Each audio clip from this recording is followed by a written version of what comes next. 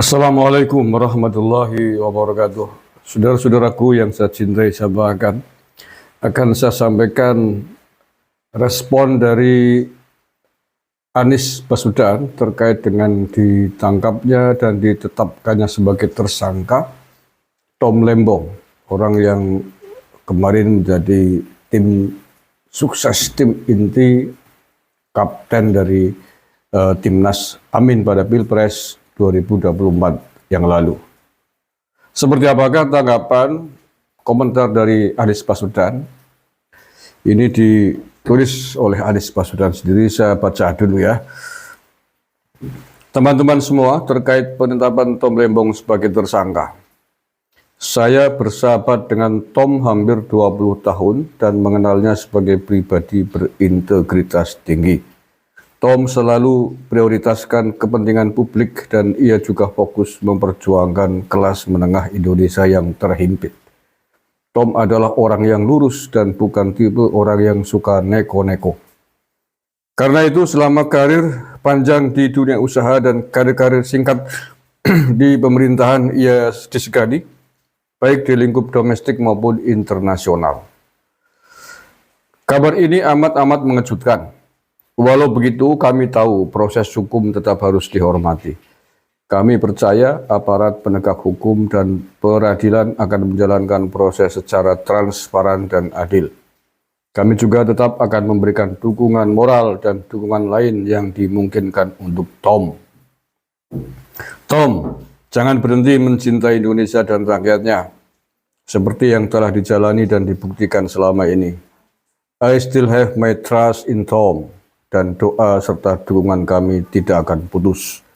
Kami ingin negeri ini membuktikan bahwa yang tertulis di penjelasan UUD 45 masih valid, yaitu negara Indonesia adalah negara berdasarkan hukum, bukan negara berdasarkan kekuasaan belaka. Oke, itu ditulis oleh Saudara Anies Baswedan pada tanggal 30 Oktober 2024.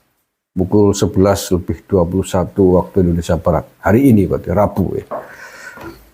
Baik, Mas Anies Baswedan, orang menilai orang lain tentu dari apa yang dilihat dan dirasakan.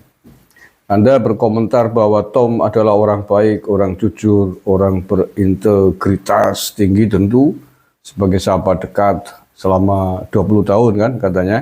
Apalagi mantan tim intinya di Timnas Pilpres Amin kemarin, tentulah tidak mungkin akan menilai mengesankan buruk. Yes, ini bisa dipahami. Tetapi bahwa tidak setiap perilaku pribadi seseorang bisa diketahui oleh pribadi orang yang lain. Ada kalanya pribadi-pribadi itu bersifat sangat privat, sikap-sikap sangat privat, apalagi yang terkait dengan kejahatan. Termasuk sikap koruptif, pasti tentu saja akan disembunyikan kepada orang lain. Tidak hanya korupsi, tetapi sikap-sikap yang dianggap buruk bagi orang lain. Nah, barangkali bagian tersebut tidak sempat dideteksi oleh Anies Baswedan. Dan tentu saja Kejaksaan Agung berani memborgol dan menetapkannya sebagai tersangka dalam kasus korupsi impor gula itu tentu sudah berdasarkan data dan fakta-fakta yang telah dikumpulkan. Selevel Kejaksaan Agung tidak mungkin akan menangkap seseorang, menetapkan seseorang sebagai tersangka asal-asalan. Yes, bahwa hukum harus dihormati, kita harus menegakkan hukum, dan hukum berlaku kepada siapapun di negeri ini, termasuk kepada mantan calon presiden sekalipun, termasuk Mas Anies sekalipun. Barangkali mungkin orang melihat Anies, pecintanya Anies, mukibinnya Anies sebagai orang yang lurus. Tapi siapa tahu di belakang juga ada hal-hal yang sampean sembunyikan. Tidak ada yang tahu. Yang tahu adalah Anda sendiri dan Tuhan. Dan orang yang mengetahui. Berdoa saja Mas Anies ya.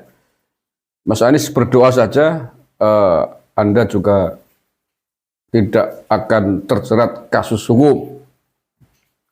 Baik yang terkait dengan korupsi maupun kasus-kasus yang lain. Berdoa saja. Mengapa saya sampaikan demikian? Karena beberapa waktu yang lalu Fachri Hamzah, ya, mantan politikus PKS yang sudah mendirikan partai sendiri, Partai Gelora, yang kini bergabung dengan kabinetnya Pak Prabowo, pernah mengatakan pada sekitar kalau tidak salah itu pada musim-musim kampanye lah ya, musim-musim kampanye Pilpres 2024 kemarin, mengatakan bahwa pasca Pilpres akan ada capres yang akan menjadi tersangka. Ya, jejak digitalnya masih banyak, Anda bisa telusur. Maka terkait hal tersebut, sekapasiti Fachri Hamzah juga saya kira tidak mungkin akan ngomong ngawur tanpa data, tanpa fakta. Dia 15 tahun menjadi anggota DPR RI, pernah duduk menjadi Ketua Komisi 3 DPR yang membidangi masalah hukum, tentu punya data, punya fakta terkait statementnya itu, yang mengatakan bahwa akan ada calon presiden yang menjadi tersangka pasca Pilpres 2024 ini. Kita semua tahu calon presiden Pilpres 2024 hanya ada 3, Pak Prabowo, Anies Baswedan, dan Ganjar Pranowo. Pak Prabowo menjadi presiden. Duanya tereliminir. Pak Prabowo selama ini tidak pernah punya kasus hukum korupsi. Nah, siapakah yang menurut Fachri Hamzah akan menjadi tersangka pasca Pilpres ini terkait dengan calon presiden?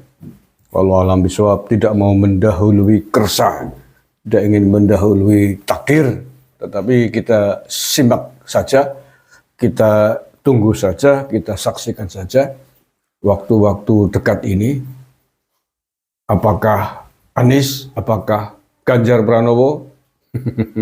Ya, hanya kalau menurut saya, kalau mau didetailkan, ya hanya ada 2 kemungkinannya itu. Nah, kebetulan keduanya pernah tersandung kasus hukum terkait korupsi KPK, ya, dan pernah dipanggil KPK, tersandung kasus, ya, terseret kasus. Nah, statusnya seperti apa dalam kasus itu sampai hari ini masih belum jelas. Ya, tahulah ya, Anies Baswedan pernah dipanggil KPK terkait kasus Formula E. Ganjar Pranowo dilaporkan KPK pada Maret 2024 yang lalu pasca Pilpres terkait kasus dugaan gratifikasi yang melibatkan namanya Bank Jateng dan sebuah perusahaan asuransi. Dilaporkan oleh satu pihak kepada KPK terkait dugaan korupsi itu. Sampai hari ini kita belum melihat follow up tindak lanjut dari KPK atas laporan tersebut. Apakah sudah diperiksa atau belum, memenuhi syarat atau belum, tindak lanjutnya seperti apa, kita tidak tahu. Jauh beberapa tahun yang lalu, Ganjar Pranowo juga sempat namanya terseret dalam kasus apa itu namanya kasus korupsi EKTP. Ya, saya tidak tahu apakah itu sudah selesai atau belum. Posisinya Pak Ganjar ketika itu sudah bebas atau belum, wallahu alam bishawab. Tetapi namanya ikut terseret dalam kasus korupsi EKTP tersebut. Oke, makanya sekali lagi Mas Anies, percayalah Tuhan Maha Adil. Ya, Tuhan Maha Adil, Maha tahu akan segala sesuatu.